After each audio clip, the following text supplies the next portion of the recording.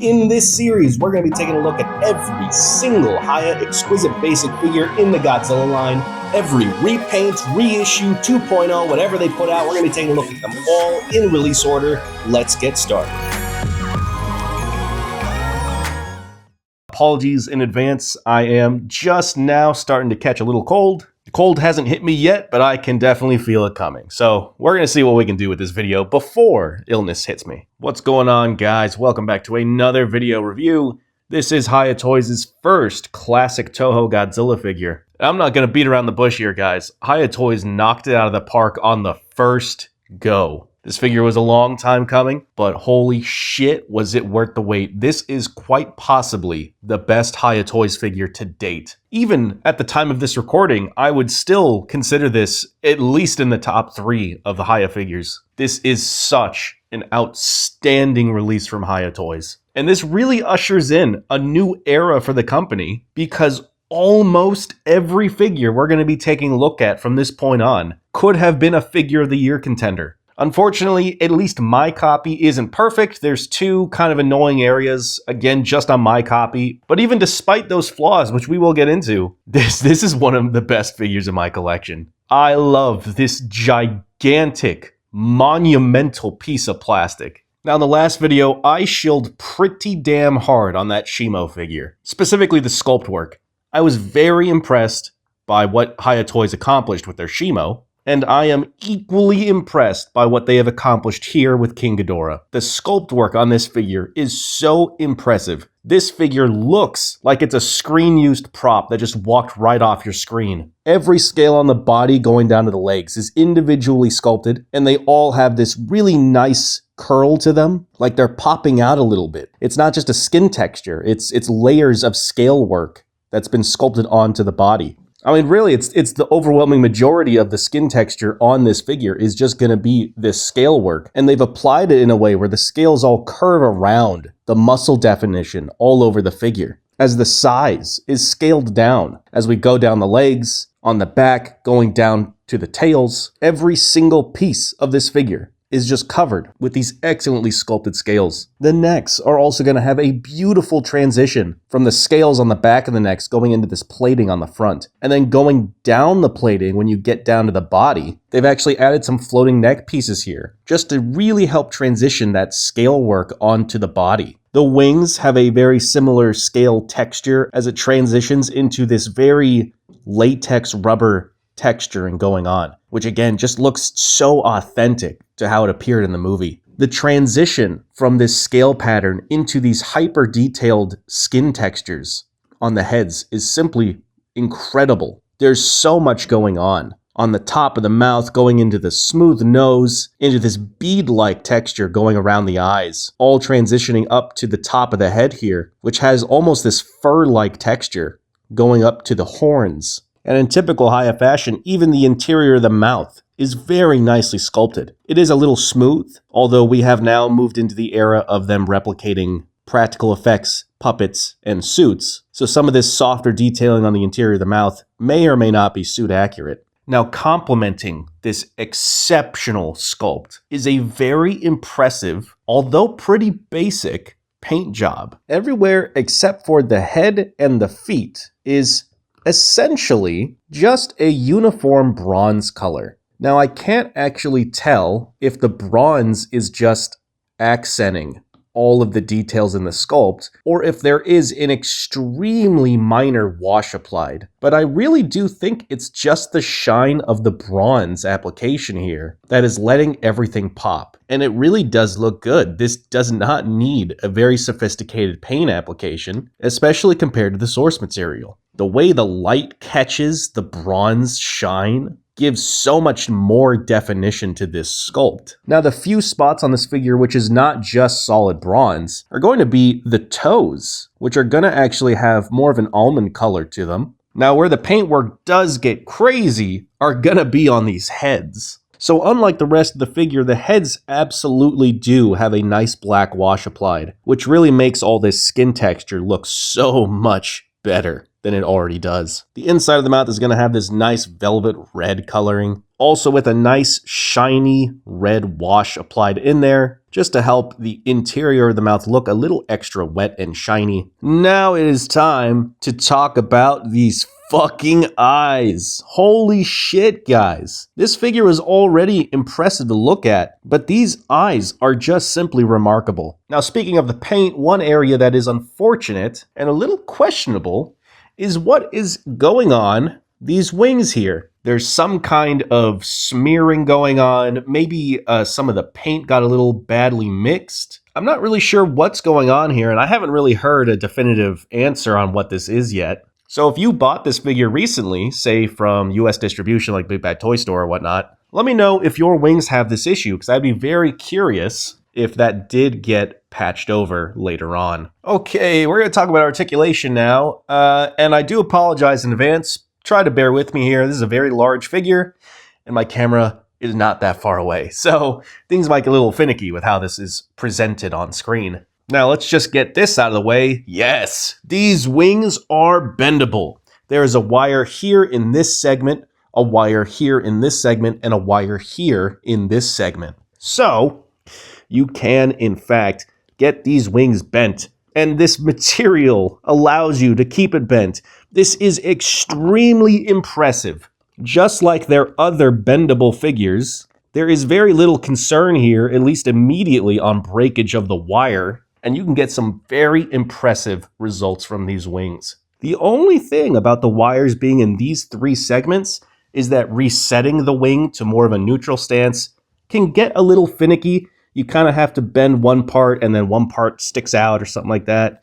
It takes some work to kind of reset it to more of a natural position. So this is a massive hinge. But before we get to that hinge, this section is actually on a tiny little hinge. And I suppose you can click it down like that, but I'm not really sure why you would want to do that. Because really what you want to do is bend the wing here at this massive hinge, and this massive hinge can go all the way forward like that.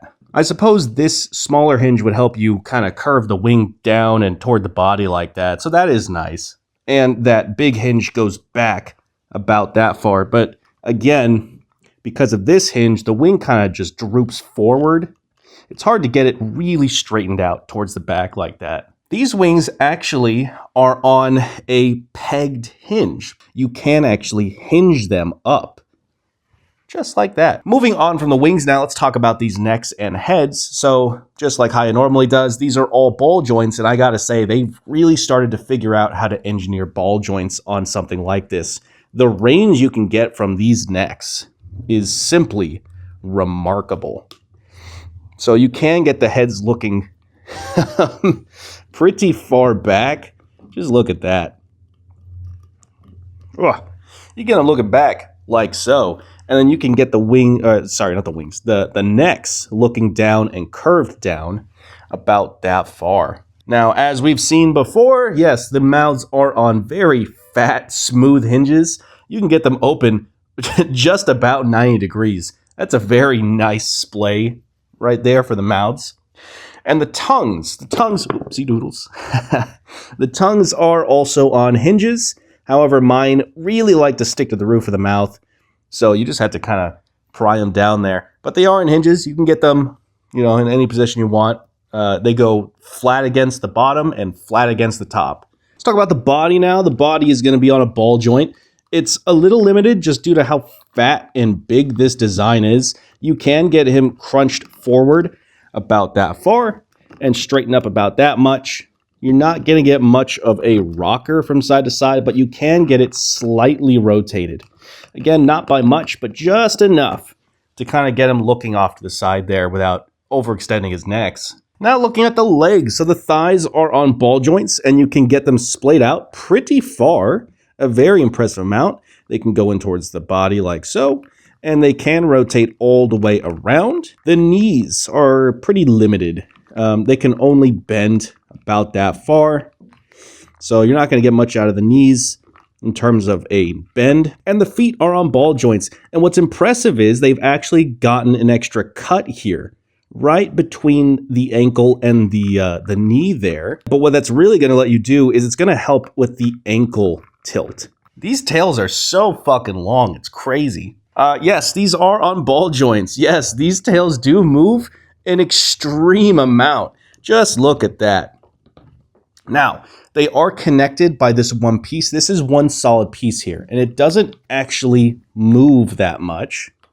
It's really just there as a connector point. So your movement out of the tails is going to be limited to this joint right here.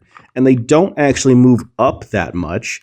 In fact, that's about as far up as you're going to get the tails, which does also prevent Ghidorah from standing straighter up like that. But yes, every segment of these tails is on a ball joint. You can get them in some crazy poses. This is a very heavy figure. These tails are very heavy and they're long. So unfortunately, they kind of do collapse under their own weight at certain points. It's not that bad. You can kind of help it by kind of rotating some joints around. I have noticed that some of these tail pieces have a sculpted curve to them. So if one of these segments here especially doesn't want to go up or to the side that far, just rotate it until you kind of feel out that natural curve. Then you can get it to curve in whatever direction you want a lot easier. Now, all of that looked really solid. So what are those two very minor issues that's very isolated to my copy? Well, let's start with the head here. This head in particular, it's very odd. I can actually maneuver around the neck very consistently from the head, but the second I try and get it to look up, the head does pop off. It's only this head. It's only my copy. Now, the bigger problem, and again, this is just my copy, which is very unfortunate, is this wing. This wing right here is obscenely loose. Now, I did apply a metric fuck ton of kikis to it, so it is very stiff now. It's fine. It holds its poses. But, like, man, you could collapse this thing. Like, this thing would just collapse under its own weight. You couldn't get it hinged up. Really couldn't hold any poses. And it wasn't like that out of the box. That did happen over time, but this wing is still perfect. So, something to be aware of. Again, haven't seen that happen on anyone else's copy. I really do think that I just kind of got an unfortunate unit. Whew, boy. All right, let us now talk about size. In a pose like this, this fucking behemoth is going to stand roughly 9.5 inches tall, 10.5 inches if you count the top of the horns. Now, you can raise those heads up a little more. You can raise them down a little more. Just like the skull crawler, it's hard to get a true, accurate sense of the height of this figure. But these are about as wide as the wings can go naturally. So the wingspan on this thing is about 25.5 inches long.